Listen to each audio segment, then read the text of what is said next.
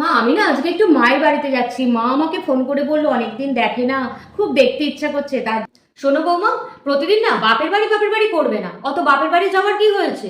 তাহলে শ্বশুর বাড়ি কাজগুলো কে করবে শুনি? ঘন ঘন বাপের বাড়ি যেতে নেই, তাহলে শ্বশুর বাড়ির দিকে মনটা সরে যাবে, বুঝতে পারলে? আর তাছাড়া আজকে তোমার ননদ আসছে, তাহলে তার প্রতি কি তোমার কোনো কর্তব্য নেই? বাড়িতে একগাদা কাজকর্ম আছে, বাপের বাড়িতে গিয়ে পড়ে থাকলেই কি হবে? কোনো বাপের বাড়ি যাওয়া চলবে না। কাজ করো, রান্না করে রয়েছে, রান্না করো। আচ্ছা, ঠিক আছে। হ্যালো দিদি, আজকে তোমার আসার কথা ছিল তো? হ্যাঁ, এখন কয়েকদিন তোমাকে আসতে হবে না, জানো তো? এত ঘন ঘন বাপের বাড়িতে আসা উচিত নয়।